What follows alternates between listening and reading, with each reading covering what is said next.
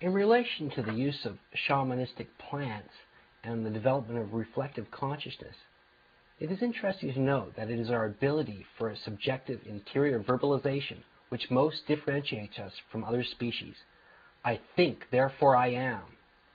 This evolutionary step from non-conscious dream time into self-reflective experiential time marks the inception of all world religions. Psychologist Julian Jaynes' book, The Origins of Consciousness and the Breakdown of the Bicameral Mind, offers some interesting theoretical explanations of how the development of subjective consciousness may have taken place and how this is connected with the inception of religion. Although Jaynes failed to fully recognize the importance of plant drugs have played in the development of consciousness, he did come up with a most profound and revolutionary concept. Basing his hypothesis on scientific studies of the brain, combined with a close reading of the archaeological evidence, Jaynes demonstrated that ancient humanity could not think as we do today, and was therefore not conscious in the way we are now.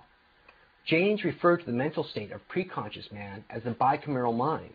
The bicameral human, as animals still are, was in a state of continual interaction with their environment, and the world would happen to him, and his actions would be an inextricable part of that happening with no consciousness whatsoever.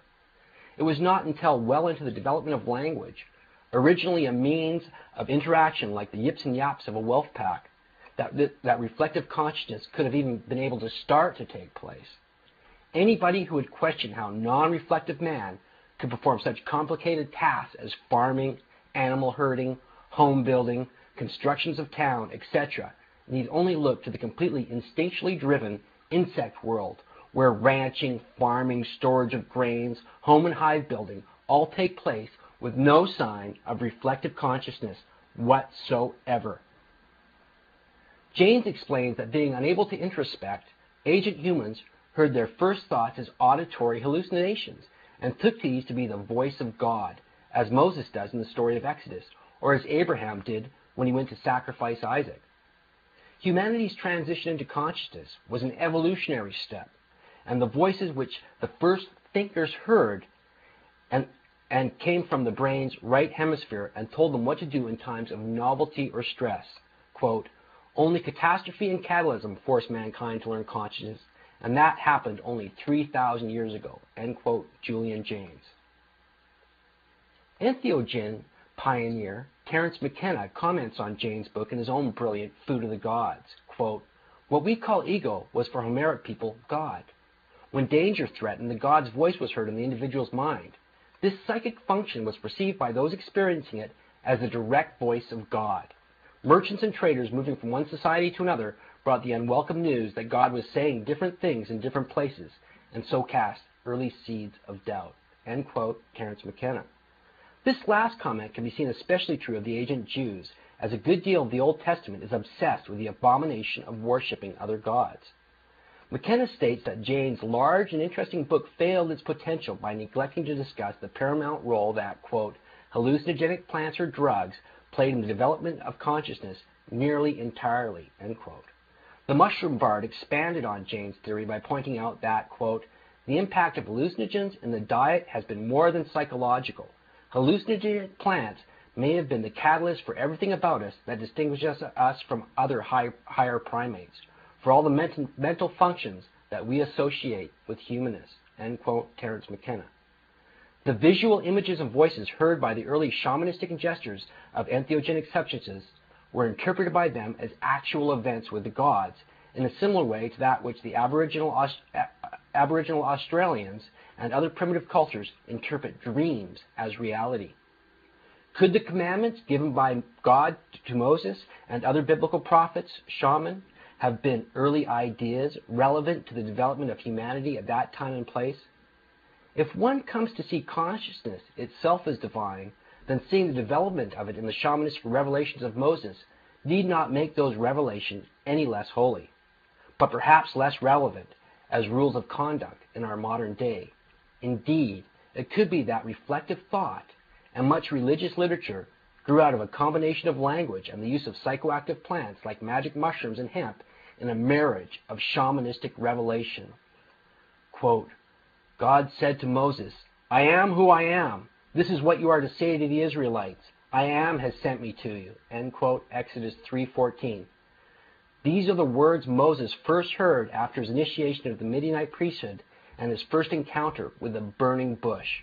In light of this information, is not the above statement more believable as the birth words of the Judaic consciousness through shamanistic revelation, rather than as the commandments of some omnipotent God? Especially such a God as the jealous Yahweh of the Old Testament, whose rantings at times sound more like the ravings of an angry tribal chieftain rather than those of the all-powerful creator of the universe.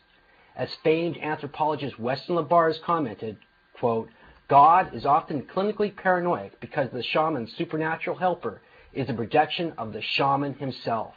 The personality of Jehovah, so to speak, exactly fits the irrecyclable personality of the chic shaman Moses. The voice of Yahweh and Moses are indistinguishable, end quote, Weston LaBarre. Like Yahweh, Dagon took part in the affairs of the state through his prophets, who gave their trance-induced utterances with, quote, a formal similarity to the prophets of the Old Testament, end quote, Helmer Ringren. These psychic states were characteristic of the prophecies delivered in the temple.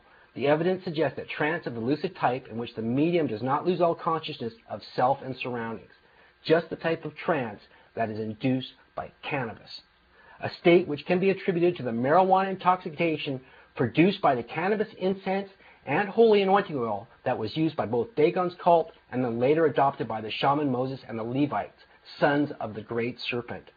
In the final analysis of the cannabis references in the story of Moses, the famed prophet and lawgiver becomes a shamanistic tribal leader who, like shamans the world over, believed that the revelations they received through the use of an entheogenic preparation were in actuality encounters with the divine. Such shamanistic revelation was utilized as advice for the clan for leadership. To see in the story of Moses the literal account of some sort of omnipotent God's encounter with agent man requires that you accept the savage acts and primitive tribal rules laid out by the rantings of Jehovah, whose name is jealous, as the justifiable and holy laws of the Lord. On the road again. Nearly 700,000 Americans were arrested on marijuana charges last year. That's an enormous waste of law enforcement resources and terribly unfair to those arrested and their families. It's time we stopped arresting adults who smoke marijuana responsibly. For more information, visit NORML's website at www.normal.org or call toll-free 888-67-NORMAL and tell them Willie sent you.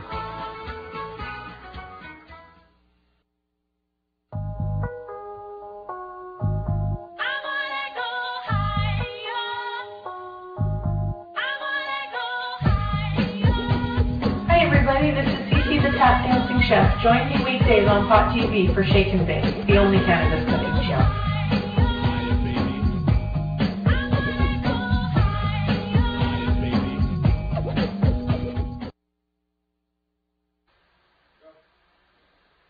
Well, I hope you've enjoyed part 4 in our series on Biblical Hemp.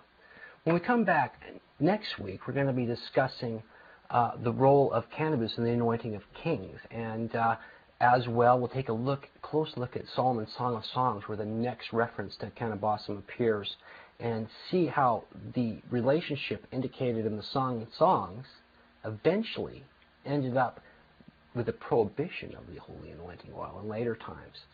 So thanks a lot for watching the show, and we'll be back next week with part 5 in our series, Solomon's Song of Songs and Cannabis. So, until then, Boom Shiva. Boom Shiva.